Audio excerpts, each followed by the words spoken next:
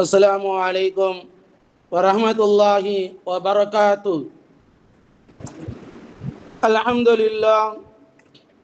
அல்ஹம்துலில்லாஹி ரப்பில் ஆலமீன் வல் ஆகிபத்து லில் முத்தகீன் வஸ்ஸலாத்து வஸ்ஸலாமு அலா சய்யிதில் முர்ஸலீன். அம்மா பஅத் ஃபகத் قال الله تبارك وتعالى في كلامه القديم والفرقان الحميد. أعوذ بالله من الشيطان الرجيم. بسم الله الرحمن الرحيم. يا أيها الذين آمنوا ادخلوا في السلم كافة ولا تتبعوا خطوات الشيطان إنه لكم عدو مبين. وقال أيضا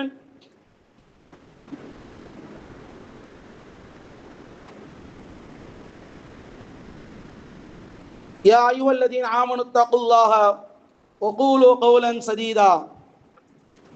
وقال أيضا ضربت عليهم الذلة أينما ثقفوا إلا بحبل من الله. صدق الله العظيم. وقال النبينا رسول الله صلى الله عليه وسلم الدنيا مزرعة الآخرة. وقال أيضا الدنيا سجن المؤمن وجنة الكافر أو كما قال عليه الصلاة والسلام. அளவற்ற அருளாளன் நிகரற்ற அன்புடையவனுமாகிய இவ்வையகத்தை படைத்து பரிபாலிக்கக்கூடிய அல்லாஹ்விற்கு அனைத்து புகழும் ஸலவாத்தும் சலாமும் நமது உயிரிலும் மேலான முஹம்மது ரசூலுல்லாஹ் ஸல்லல்லாஹு அலைஹி வஸல்லம் அவர்கள் மீதும் அவர்களின் குடும்பத்தார்கள் உத்தம சஹாபாக்கள் தாபிஈன்கள் தபா தாபிஈன்கள் உலமாக்கள் சுஹதாக்கள் சாலிஹீன்கள் அவுலியாக்கள் குறிப்பாக இந்த துல்ஹஜ் மாதத்தினுடைய 4வது வார ஜுமாவிற்காக வேண்டி வந்து கொண்டிருக்கும் வரவிருக்கும் அனைத்து முஸ்லிமான மூமினான அல்லாஹ்வுடைய அடியார்களாகிய நம் அனைவர்கள் மீது உண்டாகட்டுமாக. மேலும் அனைத்து தாய்மார்கள் சகோதரிகள் அனைவர்கள் மீது உண்டாகட்டுமாக என்று துஆ செய்தவனாக அல்லாஹு ஜல்லஷானு வ தஆலா இந்த வார ஜும்மாவுடைய தலைப்பில் நாம் சில செய்திகள், மிக முக்கியமாக யூதர்களுடைய அழிவு காலம் எப்பொழுது, பொதுவாகவே உலகத்தினுடைய நல்லோர்கள் மட்டுமே உலகத்திலே வாழ்ந்து கொண்டிருப்பதாக, எப்பொழுதும் கெட்டவர்களே இல்லை என்பது கிடையாது. நல்லோர்கள் இருக்கும் பொழுது கெட்டவர்களும் இருப்பார்கள். அந்த அடிப்படையில் அல்லாஹு தஆலா இந்த உலகத்திலே கெட்டவர்களையும் அல்லாஹு தஆலா விட்டு வைத்திருக்கின்றான். உதாரணமாக இப்லீஸ் என்பவன், ஷைத்தான் என்பவன் மனிதனை கெடுக்கக்கூடியவன் என்று தெரிந்தும் அல்லாஹு ரப்புல் ஆலமீன் அவனை விட்டு வைத்திருக்கின்றான். அவனுக்காகவே அல்லாஹு தஆலா விட்டு வைக்கவில்லை. அவனை கேட்டான். அல்லாஹு தஆலா அவனை அழிக்கக்கூடிய நேரத்திலே அவன் ஒரு அவகாசம் கேட்கின்றான். ரப்பே, எனக்கு ஒரு அவகாசம் கொடு.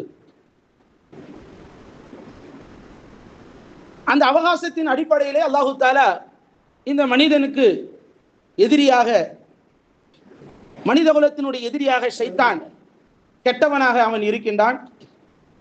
மனிதர்களை நல்வழிப்படுத்த வேண்டும் என்று அதற்காக நபிமார்களை அல்லாஹு தஆலா 1.25 லட்சம் நபிமார்களை அல்லாஹு தஆலா இது உலகத்தில் அனுப்பி வைத்தான். நல் விஷயங்களை, நல் போதனைகளை போதிவதற்காக. இந்த அடிப்படையிலே வந்தவர்கள் தான் ஆதம் அலைஹிஸ்ஸலாம் அவர்கள் முதல் இறுதி தூதர் முகமது நபி வரைக்கும். இதற்கிடையிலே மூசா அலைஹிஸ்ஸலாம், யூதர்களுடைய அதிகமாக ஏற்றுக்கொண்ட மோசஸ் என்று சொல்லப்படக்கூடிய மூசா அலைஹிஸ்ஸலாம், ஈசா அலைஹிஸ்ஸலாம் அவர்களை ஏற்றுக்கொண்ட கிறிஸ்தவர்கள், இறுதி நபியாக ஏற்றுக்கொண்டது மட்டுமல்ல, எல்லா நபிமார்களும் நாம் ஏற்றுக்கொண்டிருக்கின்றோம். எந்த யூதர்கள் மூசா அலைஹிஸ்ஸலாம் அவர்களை ஏற்றுக்கொண்டார்களோ அவர்களே நாம் ஏற்றுக்கொண்டிருக்கின்றோம். எந்த கிறிஸ்தவர்கள் ஈசா அலைஹிஸ்ஸலாம், ஏசப்பா என்று சொல்கின்றார்களவா, ஜீசஸ் அவர்களே நாம் ஈசா அலைஹிஸ்ஸலாம் என்று சொல்கின்றோம். இருவரும் கடவுள் அல்ல, கடவுளுடைய குமாரர்களும், அதாவது கடவுளுடைய குமார்களும் அல்ல, கடவுளுடைய பிள்ளைகளும் அல்ல, இறை தூதர்கள். ஈசா அலி இஸ்லாம் அவர்கள் யாரு? இறை தூதர்கள்.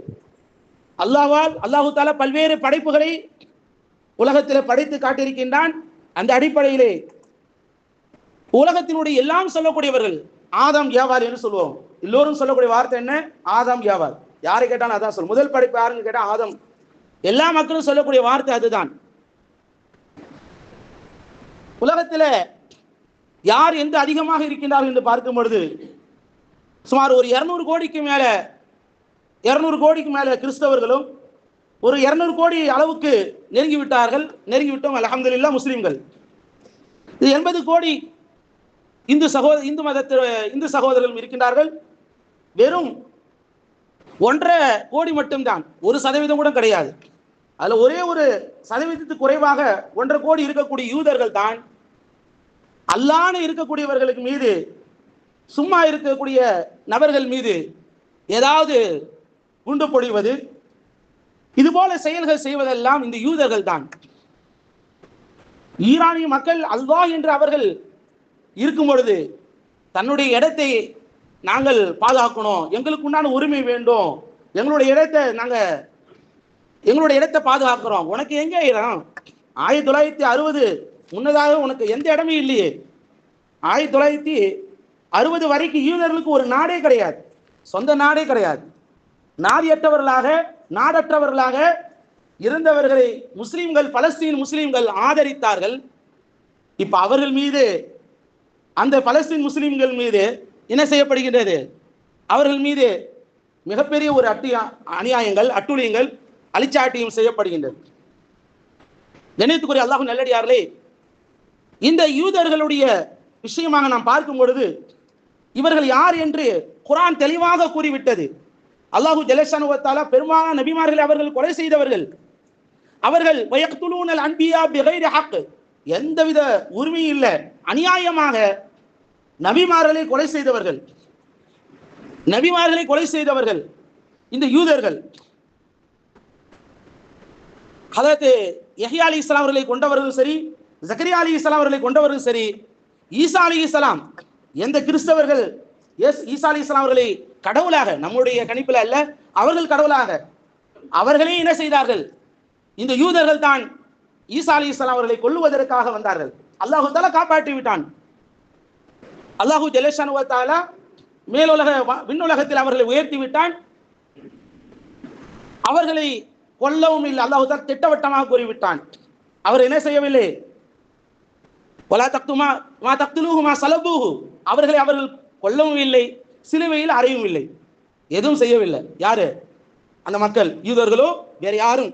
ஈசா அலைஹிஸ்ஸலாம் அவர்கள் உயிரோடு இருக்கின்றார்கள், வான உலகத்திலே மீண்டும் வருவார்கள் இன்ஷா அல்லாஹு தஆலா. இணையத்துக்குரிய அல்லாஹ் நல்லடியார்களே, ஒரு உரிமை கொடுத்தவர்களுக்கு நன்றியோடு இருப்பது தான் மனிதாபிமானம்.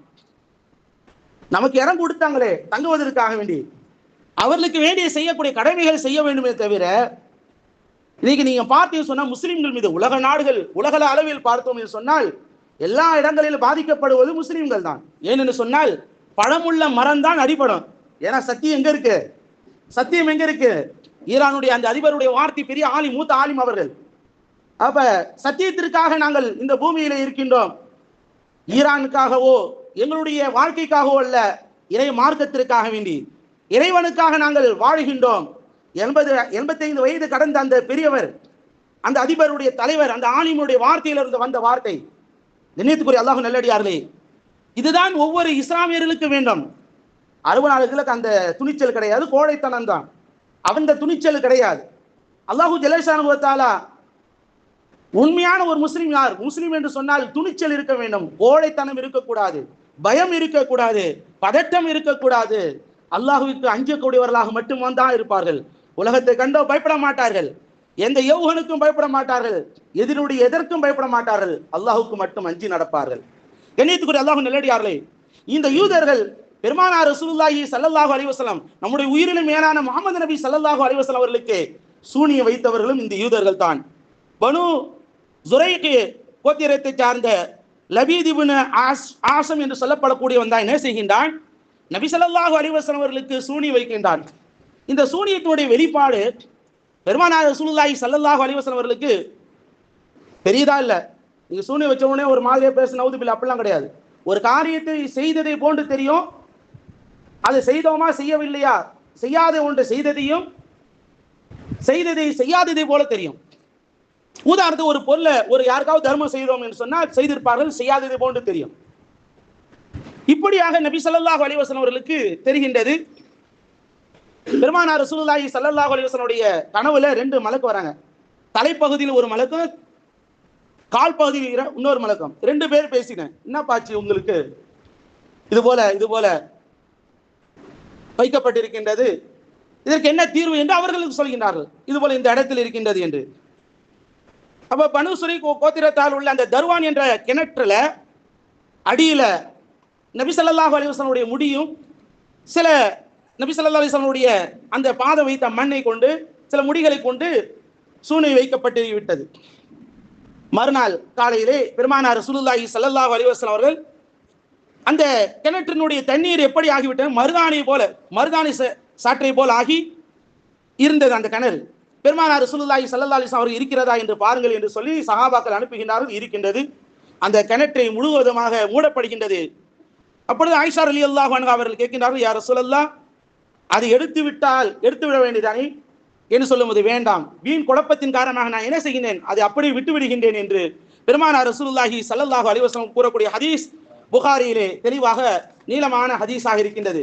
கண்ணியத்துக்குரிய அல்லாஹ் நல்லடியார்களே, இந்த யூதர்கள் நமது உயிரின மேலான முகமது நபி ஸல்லல்லாஹு அலைஹி வஸல்லம் அவர்களை சூனி வைத்தது மட்டுமல்ல, கொலை செய்வதற்கும் துணிந்து விட்டார்கள்.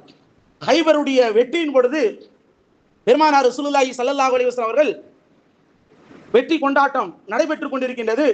இந்த நேரத்தில் ஒரு யூத பெண்மணி நபி ஸல்லல்லாஹு அலைஹி வஸல்லம் இடத்துல வந்து, நான் உங்களுக்கு விருந்து போடுன்னு நினைக்கிறேன், நீங்க எல்லாம் எங்க வீட்டுக்கு வரணும்னு சொல்லி பெருமானார் ஸல்லல்லாஹு அலைஹி வஸல்லம் அவர்களை அழைக்கின்றார்கள். பெருமானார் ரசூலுல்லாஹி ஸல்லல்லாஹு அலைஹி வஸல்லம் அவர்கள் அவர்களோடு பிஸ்ரி என்று சொல்லப்படக்கூடிய நபி தோழரை அழைத்து செல்கின்றார்கள்.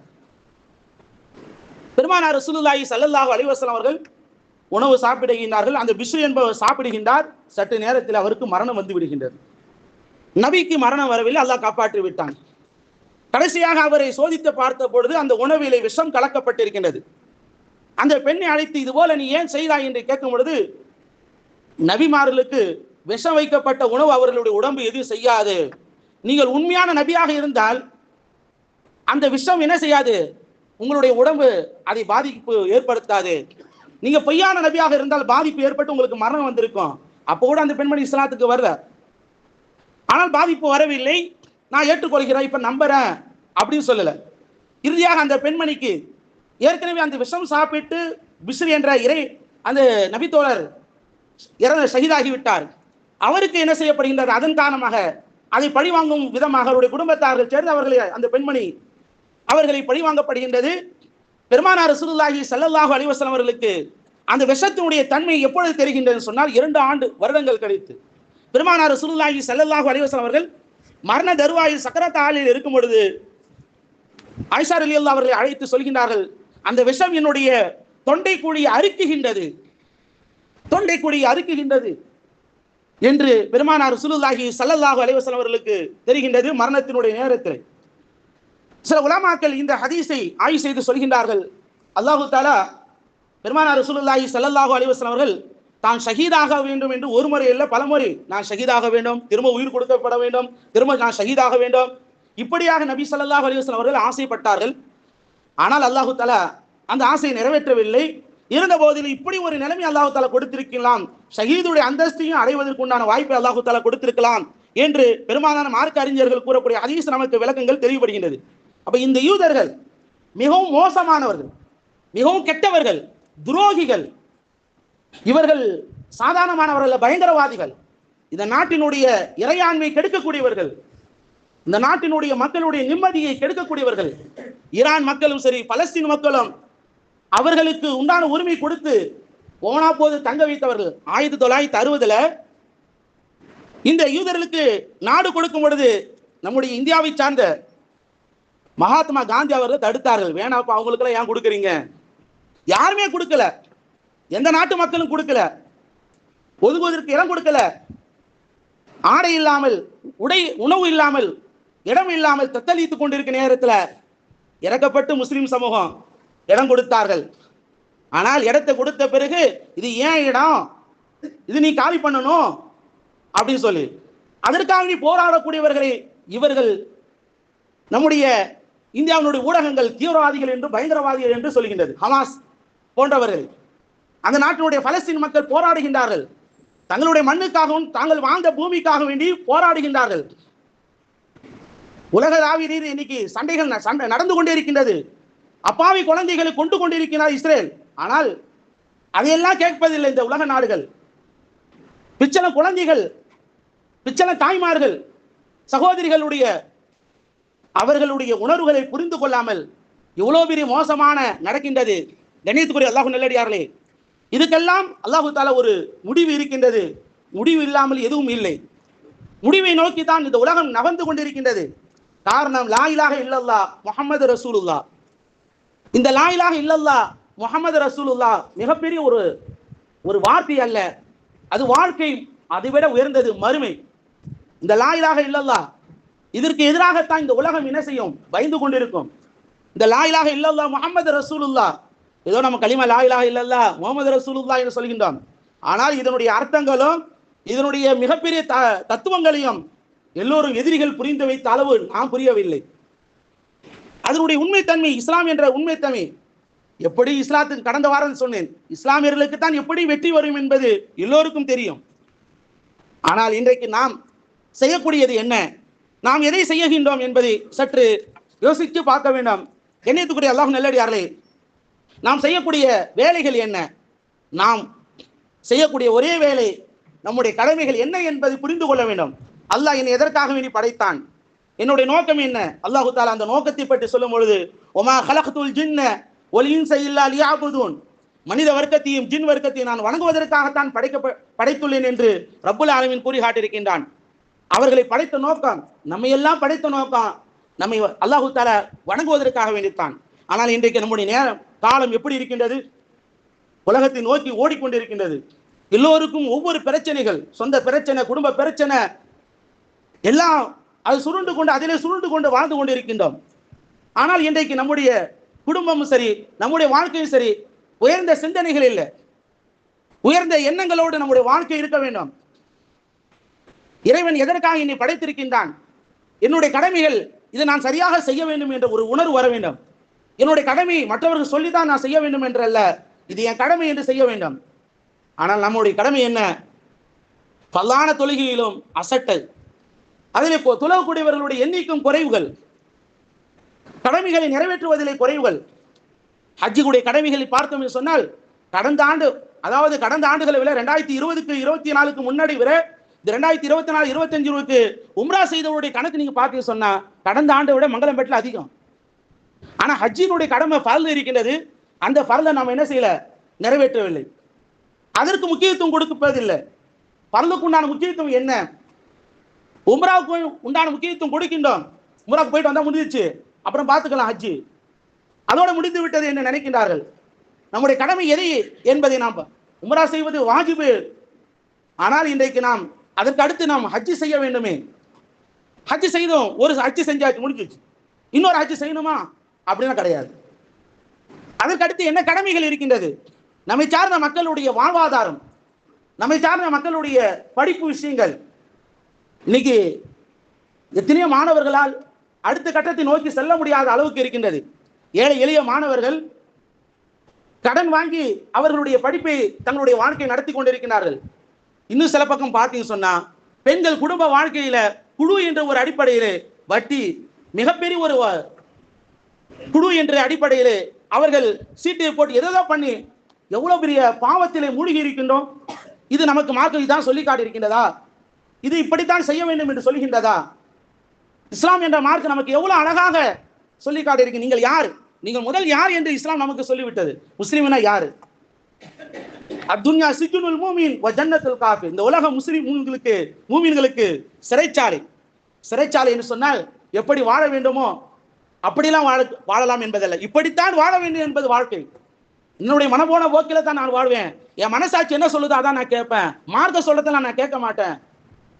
மார்க்கம் சொல்றது எனக்கு வட்டி வாங்கக்கூடாது மார்க்கம் சொன்னா கேட்க மாட்டேன். என் மனசாட்சி சொல்லுது எனக்கு யார் கடன் கொடுப்பா, அப்போ துவா எப்படி ஏற்றுக்கொள்ளப்படும், அந்த கடன் வாங்கி அந்த வட்டி வாங்கிய பணம் உன்னுடைய பிள்ளைகள், நீ சாப்பிட்டு இருப்பாய், உன்னுடைய பிள்ளைகள் சாப்பிட்டு இருப்பார்கள். அதனால ஏற்படக்கூடிய படிப்பு, அதனால் வர வட்டி, அவருடைய வாழ்க்கை முன்னேறுமா? துவாக்கள் முன்னேறுமா? நீ மறுமையில எப்படி பதில் சொல்வாய்? அதெல்லாம் நம்ம யோசிப்பதில்லை. எனக்கு தேவை பணம், அது எந்த வழியில வந்தாலும் பரவாயில்ல, எனக்கு இன்னைக்கு அப்படின்னு உலகம் இன்னைக்கு நம்ம அந்த பணத்துக்கு நோக்கி உலகம் வேகமாக சென்று கொண்டிருக்கின்றது. போதும் என்ற அந்த மனோநிலை, இறை தொடர்பு இல்லாதது காரணமாக ஒரு பக்கம் பெண்கள் அவர்கள் வாங்கக்கூடிய வட்டியின் காரணமாக ஆண்கள் என்ன செய்கிறார்கள்? பணாத பாடுபட்டு பித்து பிடிச்சி நிறைய பேர்கள், இது நான் சொல்லல, நான் சுயமாக சொல்லல, பல ஆண்களுடைய குமுறுகளை தான் நான் வெளிப்படுத்துகின்றேன். என் வீட்டாரம்மா வட்டி வாங்கிட்டாங்க, நான் என்ன பண்றது, இப்படி இருக்கு. அதிக அளவில் ஆசைப்படுவது, நமக்கென்று ஒரு அளவுகோல் இருக்கின்றது, அந்த அளவுகோலையும் படி செல்லாமல் துன்யாவுடைய வாழ்க்கையே நாம் ஒழுங்காக வாழவில்லை என்று சொன்னால், நாம் மறுமைக்காக வேண்டி இந்த வாழ்க்கை ஒழுங்காக எப்படி வாழ வேண்டும் என்று கூட தெரியாமல், நான் உண்ணக்கூடிய உணவு ஹலாலா, நான் உடுத்திருக்கக்கூடிய இந்த ஆடை ஹலாலா, நான் இருக்கக்கூடிய இந்த இடம் ஹலாலா, இது நம்ம பார்ப்பதில்லை. இதை நாம் எப்பொழுது நாம் பார்க்க ஆரம்பிக்கின்றோமோ அப்பொழுதுதான் நம்முடைய மார்க்க நம்முடைய வாழ்க்கையை நாம் கொண்டு வந்து விட்டோம் என்ற அர்த்தம். எதையுமே பார்க்கல, என் மனசாட்சி சொல்றேன். மனசாட்சி என்பது மார்க்கம் அதுக்கு இடம் கொடுக்காது. மனசாட்சி என்பது அந்த தக்வாவுடைய வார்த்தை, அது வேற. ஆனா இது அல்லாஹ் இது ஹலால் ஆக்குகின்றானா? இது மார்க்கம், என்னுடைய மார்க்கம் இதுல விஷயமாக என்ன சொல்கின்றது? எந்த ஆலிம் இடத்துல கேட்கின்றோமா? யார இடத்துல கேட்டு ஆலோசனை செய்கின்றோமா? எதுவும் இல்லை. எனக்கு எல்லாம் தெரியும், நான் பார்த்துக்கிறேன். இதனால மிகப்பெரிய சமூகம் ஒரு பக்கம் இப்படி என்று சொன்னால், மறுபக்கம் பார்த்தோம் என்று சொன்னால், வாலிபர்களும் சரி, இளைஞர்களும் சரி, இபாதத்துடைய விஷயங்கள் செல்போன்ல மூழ்கி கொண்டு, தொழுகை நேரத்தில் ஒரு கூட்டம் எப்பொழுதும் எல்லா தெருவும் நீங்க போய் பார்த்து சொன்னா, அந்த மகரிபிலிருந்து இஷா வரைக்கும் ஒரு கூட்டம் அப்படியே செல்போனிலே தலை குனிஞ்ச தலை நிமிராமலே இருக்கான். குனிஞ்ச தலை நிமிரத்தே கிடையாது. சோம்பேறித்தனம், பொடுபோக்கத்தனம், இப்படியாக இளைஞர்களுக்கு மத்தியில இபாதத்து இல்லாமல் தொழுகைக்கு என்று வா என்று அழைக்கும் பொழுது, நான் பார்த்துக்கிறேன், உங்களுக்கு தெரியும். இந்த வார்த்தைகள் பெற்றோர்களும் பிள்ளைகளை தண்டிப்பதில்லை. அவன் தண்டிச்சா வேற மாதிரி சொல்றாங்க. பயம், பிள்ளைகள் மீது பயம் வந்து விட்டது. பிள்ளைகள் பெற்றோர்கள் மீது பயம் வந்த காலம் ஒரு காலம் இருந்தது. இன்னைக்கு பிள்ளைகள் மீது பெற்றோர்கள் பிள்ளைகள் மீது பயப்படுறாங்க. ஏதோ ஒன்று சொல்லிட்டான், ஏதோ ஒன்று செஞ்சிருவானோ அப்படின்னு ஒரு பயம். காரணம், அவனை வளர்க்கும் விதம் குறைபாடுகள் நம்மிடத்திலே. அவனை ஒழுக்கத்தோடு வளர்க்க வேண்டும். அதிகாலை நேரத்தில் ஃபஜ்ர் தொழுகைக்கு எழுப்ப வேண்டும். தொழுகையினுடைய முக்கியத்துவம் வேண்டும்.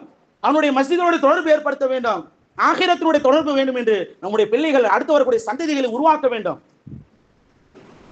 சின்ன வயசுல நம்ம என்ன பண்ணோம்? ஸ்கூல்ல இருக்கும்போது பென்சு குறா, பேனா குறா, கடன் கேட்க ஆரம்பிச்சிருவோம். இங்கேயே ஆரம்பிச்சிருவோம். இந்த கடன், இந்த கடைசி வரைக்கும் கடனே வருது. வாழ்க்கையில கடன் வாங்கி அதற்கு பிறகு வட்டி வாங்கி, இப்படியாக வாழ்க்கையிலே அதிகமான முஸ்லிம் சமூகம் பாதிக்கப்படுகிறது. ஒரு பக்கம். இன்னொரு பக்கம் பார்த்தா மதுவுல, போதையில நிறைய பேருடைய சிந்தனை போதையிலே இருக்கான். இதெல்லாம் எப்படி நேரடியாக சொன்னாலும், நேரடியாக போனா அவங்க விளங்க மாட்டேது. எந்த நேரத்தில் அவன் தெளிவா இருக்கான்னு தெரிய மாட்டுது. எந்த நேரத்தில் அவன் தெளிவா இருப்பான், அப்போ போய் சொல்லலான்னு பார்த்தாலும் அவன் எந்த நேரத்தில் கேட்கறாங்க. அவன் எந்த நேரத்தில் தெளிவா இல்லைன்னு அவன்கிட்ட கேட்க முடியாது. போங்க. இந்த மாதிரி ஒரு நிலைமைகள் இன்றைக்கு நம்முடைய சமூகம் வாழ்ந்து கொண்டிருக்கின்றது. என்னத்துக்குரிய அல்லாஹ் நல்லடியார்களே, நம்முடைய கடமைகள் என்ன என்பதை நாம் சற்று அல்லாஹ்வுக்கு பயந்து வாழ வேண்டும். அல்லாஹ்வுக்கு பயந்து வாழும் பொழுதுதான் அல்லாஹ் தஆலா இந்த உலகத்தில் நாம் நல்ல அமல்களோடு மரணிக்க வேண்டும். தீய அமல்களோடு மரணிக்க கூடாது, பாவத்தோடு மரணிக்க கூடாது, பாவத்தை விட்டு விலகி இருக்க வேண்டும். நாம் எதை சாதிக்க வேண்டும் சொல்லல, இந்த தீனுக்காக நீ சாதிக்க வேண்டும் என்று சொல். நாம் சுயமாக இபாதத்தோடு என்ன செய்ய வேண்டுமோ அதை கூட நாம் ஒழுங்காக முறையில் செய்ய வேண்டும் சொன்னால், நாம் இந்த இஸ்லாமிய மார்க்கத்துக்கான என்ன செய்ய போகின்றோம் அதைத்தான் நாம் பார்க்க வேண்டும். இந்த தீனை பரப்புங்க, உலகம் முழுவதும் பரப்புங்க. தப்லீக் ஜமாத்து போற மாதிரி நீ போங்க. அவங்க தங்களுடைய தீனை எடுத்துட்டு போய் 3 நாள் ஜமாத்து போய் தானும் தீனை கற்றுக்கொண்டு பிறருக்கு கற்றுக் கொடுப்பார்கள். 40 நாள் ஜமாத்து போவாங்க, 4 மாசம் ஜமாத்து போறாங்க. இது போல போங்கன்னு சொல்லல. ஒவ்வொரு வீட்டிலையும் குடும்பத்திலும் தீன் வளர வேண்டும்.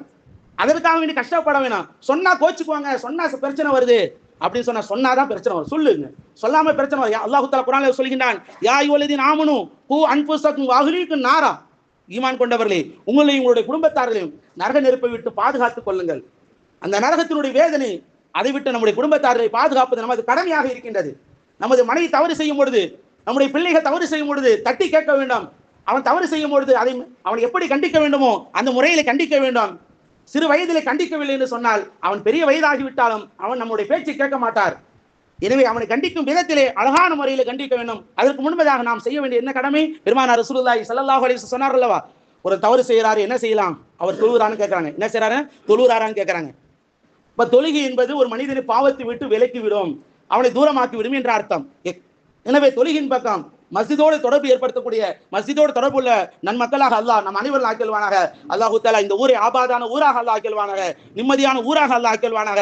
அனைத்து பாவங்களை விட்டோம், வட்டி மற்ற மது போன்ற கெடுதிகள் விட்டோம் அல்லாஹ் நம்மையும் நம் ஊர் மக்களையும் எல்லோரையும் அல்லாஹு தஆலா பாதுகாத்தல்வானாக. அல்லாஹு தஆலா முஸ்லிம் சமூகத்திற்கு மிகப்பெரிய வெற்றி அல்லாஹு தஆலா தந்தல்வானாக. வ ஆகிர் தஅவானா அல்ஹம்துலில்லாஹி ரப்பில் ஆலமீன். அஸ்ஸலாமு அலைக்கும் வரஹ்மத்துல்லாஹி வபரகாத்துஹு.